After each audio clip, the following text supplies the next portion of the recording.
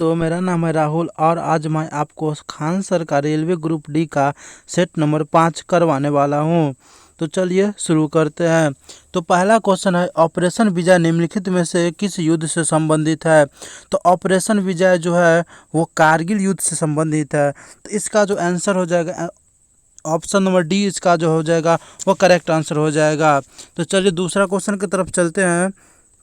दूसरा क्वेश्चन में है, समाचार पत्र बंगाल गजट 1780 भारत का पहला समाचार पत्र के संस्थापक कौन थे? तो इसका जो आंसर करेक्ट आंसर हो जाएगा, इसका आंसर हो जाएगा ऑप्शन नंबर बी, इसका करेक्ट आंसर हो जाएगा। तो ऑप्शन नंबर बी में दिया गया है जे.ए. हिक्की। तो जे.ए. हिक्की इसका करेक्ट आंसर हो जाएगा। तो चलिए क्वेश्चन नंबर 3 की तरफ चलते हैं। भारत और पाकिस्तान के बीच की सीमा क्या कहलाती है? तो भारत और पाकिस्तान के बीच की सीमा जो है वो रेड क्लिफ रेखा कहलाती है। तो इसका जो हो जाएगा ऑप्शन नंबर सी, इसका करेक्ट हो जाएगा। तो चलिए अगले क्वेश्चन की तरफ चलते हैं। क्वेश्चन नंबर 4 में है, निम्नलिखित में से किस अनुच्छेद में समानता की अवधारणा को परिभाषित किया गया है? तो इसका जो करेक्ट आंसर हो जाएगा, इसका करेक्ट आंसर हो जाएगा अनुच्छेद नंबर 14 हो जाएगा। तो इसका करेक्ट आंसर बी हो जाएगा। तो चलिए क्वेश्चन नंबर 5 पे चलते हैं। पूर्वोत्तर भारत की निम्नलिखित में से कौन सी झील मीठे पानी की सबसे बड़ी झील है? तो इसका जो आंसर हो जाएगा ऑप्शन नंबर ए, लोकटक झील इसका जो हो जाएगा करेक्ट आंसर हो जाएगा।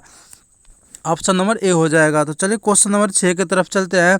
भारतीय भूवैज्ञानिक सर्वेक्षण के अनुसार निम्नलिखित में से कौन से राज्य में भारत के सर्वाधिक ग्रेफाइट भंडार है? तो इसका जो है सर्वाधिक ग्रेफाइट भंडार जो है अरुणाचल प्रदेश में है। तो इसका जो ऑप्शन नंबर बी हो जाएगा, ऑप्शन नंबर बी सही हो जाएगा। तो चलिए अगले क्वेश्चन की तरफ चलते हैं। क्वेश्चन में 1886 में भारतीय समस्या के बारे में चर्चा करने और भारतीय कल्याण के संवर्धन हेतु ब्रिटिश लोक अधिकारियों को प्रभावित करने के लिए लंदन में ईस्ट इंडिया एसोसिएशन शब्द का गठन किसने किया था? तो इसका जो करेक्ट आंसर हो जाएगा वो दादा भाई नेरोजी हो जाएगा। इसका जो करेक्ट आंसर हो जाएगा ऑप्शन नंबर बी, इसका करेक्ट आंसर हो जाएगा, दादा भाई नेरोजी हो जाएगा। तो चलिए अगले क्वेश्चन की तरफ चलते हैं। संघ और केंद्र सरकार के खातों के संबंधित में संवैधानिक शक्तियों और कर्तव्यों का प्रयोग निम्नलिखित में से किसके द्वारा किया जाता है? तो इसका जो सही आंसर हो जाएगा ऑप्शन नंबर डी, इसका करेक्ट आंसर हो जाएगा, भारत के नियंत्रक और महालेखा प्रशिक्षक। तो इसका जो हो जाएगा डी, जो हो जाएगा डी। क्वेश्चन नंबर 9 में है, कालिदास द्वारा लिखे गए नाटक अभिज्ञान शाकुंतलम में शकुंतला का पुत्र कौन है? तो इसका जो करेक्ट आंसर हो जाएगा, इसका करेक्ट आंसर हो जाएगा ए, भरत हो जाएगा। तो चलिए अगले क्वेश्चन की तरफ चलते हैं। विश्व विरासत स्थल के रूप में प्रसिद्ध अजंता की गुफाएं निम्नलिखित में से किस स्थान पर स्थित है? तो अजंता की गुफाएं जो है औरंगाबाद में स्थित है। तो इसका करेक्ट आंसर सी हो जाएगा। तो चलिए आगे क्वेश्चन की तरफ चलते हैं। निम्नलिखित में से किसे भारत के स्वतंत्रता आंदोलन के दौरान चरमपंथी नेता के नाम से जाना जाता है? तो इसका जो करेक्ट आंसर हो जाएगा बाल गंगाधर तिलक हो जाएगा। इसका करेक्ट आंसर डी हो जाएगा, बाल गंगाधर तिलक। तो अगले क्वेश्चन की तरफ चलते हैं। 2021 में निम्नलिखित में से किस देश की टीम ने T20 क्रिकेट में 100 अंतर्राष्ट्रीय मैच जीतने वाली पहली टीम बन गई है? तो इसका जो करेक्ट आंसर हो जाएगा पाकिस्तान हो जाएगा, ऑप्शन नंबर सी, इसका करेक्ट आंसर हो जाएगा। तो चलिए अगले क्वेश्चन की तरफ चलते हैं। 13 नंबर क्वेश्चन में, निम्नलिखित में से किस राज्य सरकार ने वरिष्ठ साहित्यकार डॉक्टर सूर्यवाला को भारतीय सम्मान देने की घोषणा की है? तो इसका जो करेक्ट आंसर हो जाएगा वो ए हो जाएगा, उत्तर प्रदेश हो जाएगा, यूपी हो जाएगा। तो चलिए क्वेश्चन नंबर 14 पे चलते हैं। 2021 में निम्नलिखित में से किस संगठन ने सरकारी प्रतिभूमि अधिग्रहण कार्यक्रम शुरू किया है? तो इसका जो करेक्ट आंसर हो जाएगा वो हो जाएगा आरबीआई हो जाएगा, ऑप्शन नंबर ए इसका सही आंसर हो जाएगा। तो चलिए क्वेश्चन नंबर 15 की तरफ चलते हैं। केंद्र सरकार ने 2021 में अत्याधुनिक रसायन सेल एसीसी बैटरी के विनिर्माण को बढ़ावा देने के हेतु कितने करोड़ रुपए के अनुमानित व्यय की उत्पादन से जुड़ी प्रोत्साहन योजना PLI को मंजूरी दे दी है? तो इसका जो करेक्ट आंसर हो जाएगा वो हो जाएगा 100 करोड़ रुपए। तो इसका जो करेक्ट आंसर हो जाएगा वो सी हो जाएगा, 18,100 करोड़ रुपए। तो चलिए अब क्वेश्चन नंबर 16 पे चलते हैं। जुलाई 2021 में national high speed rail corporation limited के नए प्रबंधक निर्देशक के रूप में निम्नलिखित में से किसे नियुक्त किया गया है? तो इसका जो करेक्ट आंसर हो जाएगा सतीश अग्निहोत्री हो जाएगा। इसका करेक्ट आंसर हो जाएगा option number C, Satish Agnihotri. तो चलिए क्वेश्चन नंबर 17 पर चलते हैं। विश्व हाथी दिवस से कब मनाया जाता है? तो विश्व हाथी दिवस जो है वो 12 अगस्त को मनाया जाता है। तो इसका ऑप्शन नंबर सी हो जाएगा, करेक्ट आंसर हो गया 12 अगस्त। तो क्वेश्चन नंबर 18 पर चलते हैं। साल 2050 तक दुनिया का तीसरा सबसे बड़ा आयातक देश इनमें से कौन सा बन जाएगा? तो इसका जो करेक्ट आंसर हो जाएगा वो भारत हो जाएगा। ऑप्शन नंबर सी इसका करेक्ट आंसर हो जाएगा। तो चलिए चलते हैं क्वेश्चन नंबर 19 की तरफ चलते हैं। तो क्वेश्चन नंबर 19 में है T20 इंटरनेशनल क्रिकेट में सबसे तेज 53 मैच में 100 विकेट लेने वाले दुनिया के सबसे पहले खिलाड़ी निम्नलिखित में से कौन बन गए हैं? तो उसका जो सही आंसर हो जाएगा वो राशिद खान हो जाएगा, जो कि अफगानिस्तान के लिए खेलते हैं। वो 100 विकेट लेने वाले दुनिया के पहले खिलाड़ी बन गए हैं। तो चलिए क्वेश्चन नंबर 20 पे चलते हैं। अरुणाचल प्रदेश सरकार ने निम्नलिखित में से किस फिल्म अभिनेता को राज्य का नया ब्रांड एम्बेसडर नियुक्त किया गया है? तो इसका जो करेक्ट आंसर हो जाएगा संजय दत्त हो जाएगा। इसका करेक्ट आंसर हो जाएगा option number B, Sanjay Dutt हो जाएगा। तो चलिए क्वेश्चन नंबर 21 पे चलते हैं। निम्नलिखित में से किसने दो भौतिक राशियों का इकाई एक ही है? तो दो भौतिक राशियों का इकाई एक है, तो इसका आंसर हो जाएगा बल और भार। तो इसका ऑप्शन नंबर जो है डी सही हो जाएगा, बल और भार। बल और भार दोनों का ऐसा मतलब न्यूटन होता है। 22 नंबर क्वेश्चन है। जब दो समान बल किसी निकाय पर और विपरीत दिशा में कार्य कर रहे हैं तो निकाय पर कार्य करने वाला बल बन जाता है। इसका जो करेक्ट आंसर हो जाएगा, इसका करेक्ट आंसर होगा शून्य हो जाएगा। इसका करेक्ट आंसर क्या हो जाएगा? शून्य, बी इसका करेक्ट आंसर हो जाएगा।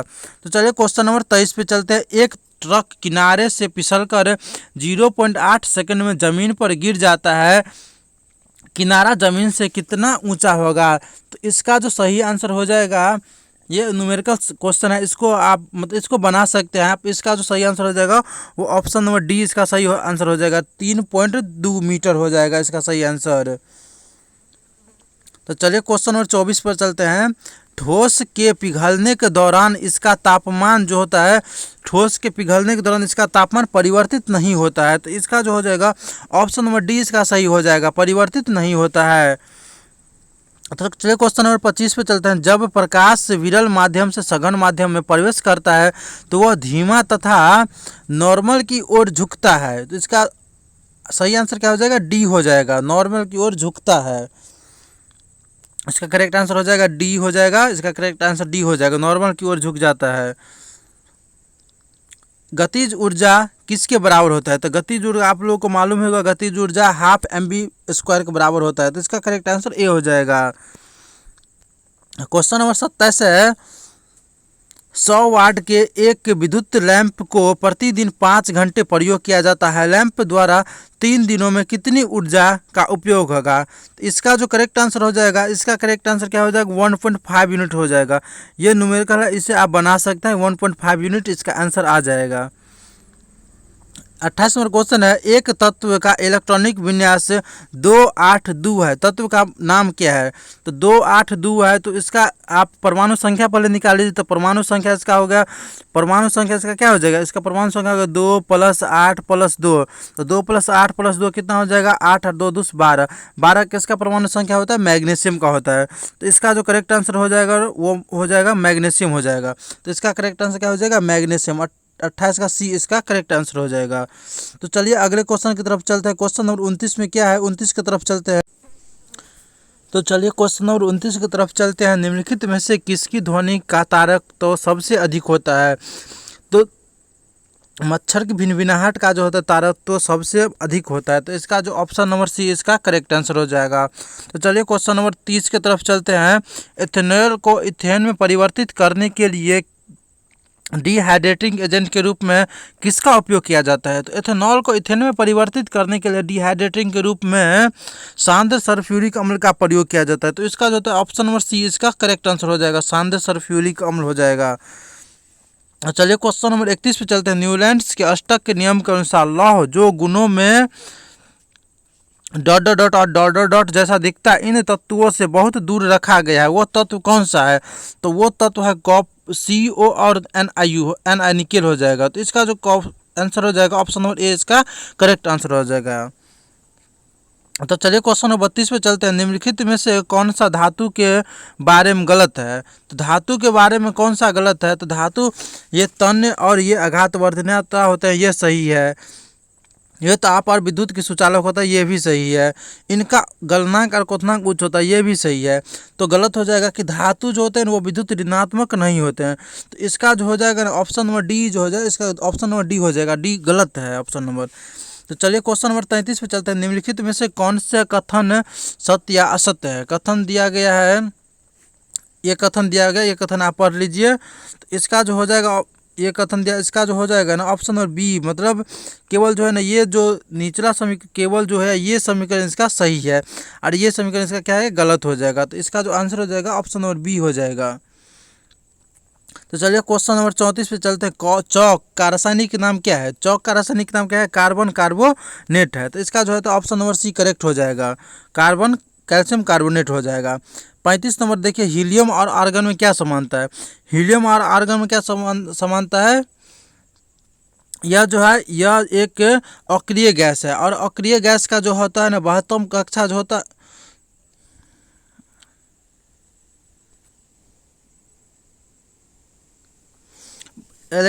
अक्रिय गैस का जो बाहरी कक्षा होता है ना वो पूरा भरा होता है। तो इसका जो होता है ना ऑप्शन नंबर डी इसका सही हो जाएगा। दोनों के बाह्यतम कक्षा भरे रहते हैं, तो इसका क्या हो जाएगा, ऑप्शन नंबर सी सही हो जाएगा। तो चलिए क्वेश्चन नंबर 36 पे चलते हैं। तांबा और जस्ता मिश्रण है, तांबा और जस्ता का मिश्रण क्या कहलाता है? तो तांबा और जस्ता का मिश्रण क्या कहलाता है? पीतल रहता है, पीतल। तो इसका ऑप्शन नंबर सी करेक्ट हो जाएगा, पीतल। तो 37 नंबर क्वेश्चन है, शनिवार का किसका एक्स है? शनिवार, तो शनिवार जो है पारा का एक्स है, तो इसका ऑप्शन नंबर सी करेक्ट हो जाएगा, पारा। तो चलिए अगले नंबर क्वेश्चन नंबर 38 की तरफ चलते हैं। तो क्वेश्चन नंबर 38 में है, मानव शरीर की सबसे छोटी हड्डी कौन सी है? तो मानव शरीर की सबसे छोटी हड्डी कौन सी है? स्टेपीज हड्डी हो जाएगी, ऑप्शन नंबर सी हो जाएगा।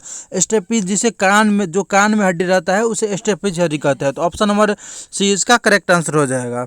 तो चलिए क्वेश्चन नंबर 39 पे चलते हैं। एक मलेरिया रोगी औषधि की तरह उपयोगी है, तो इसका जो इसका क्या हो जाएगा आंसर? एक मलेरिया रोगी औषधि की तरह उपयोगी है, तो इसका जो है क्लोरोक्विन हो जाएगा। इसका जो ऑप्शन नंबर बी हो जाएगा, क्लोरोक्विन, ये करेक्ट हो जाएगा। ऑप्शन नंबर बी इसका राइट आंसर है। 40 नंबर क्वेश्चन में, निम्नलिखित में से कौन सा एक ब्रायोफाइटा नहीं है? तो ब्रायोफाइटा कौन सा नहीं है? तो ब्रायोफाइटा इसका चारा नहीं है, तो इसका ऑप्शन नंबर डी करेक्ट हो जाएगा। तो चलिए 41 नंबर क्वेश्चन पे चलते हैं। बायोसिस्टमेटिक्स का उद्देश्य क्या है? तो बायोसिस्टमेटिक्स का उद्देश्य है, इसका जो है ऑप्शन नंबर डी में क्या दिया गया है, इसका जो है ऑप्शन नंबर डी करेक्ट हो जाएगा। अध्ययन के सभी क्षेत्रों से विभिन्न तरह की समान समग्रता पर उनके विकासवादी इतिहास और उनके फाइलोजेनी की स्थापना के आधार पर जीवों का वर्गीकरण, तो इसका ऑप्शन नंबर डी सही हो जाएगा। तो चलिए क्वेश्चन नंबर 42 की तरफ चलते हैं। प्रोटीन के निर्माण में आधारभूत इकाई होती है, तो प्रोटीन के निर्माण में आधारभूत इकाई क्या होती है? अमीनो अम्ल होते हैं, तो इसका जो ऑप्शन नंबर ए होता है वो सही हो जाएगा, अमीनो अम्ल। तो चलिए क्वेश्चन नंबर 43 पे चलते हैं। काजीरंगा राष्ट्रीय पार्क कहाँ स्थित है? तो काजीरंगा राष्ट्रीय पार्क जो है वो असम में स्थित है। कहाँ स्थित है? असम में स्थित है। इसका ऑप्शन नंबर सी करेक्ट हो जाएगा।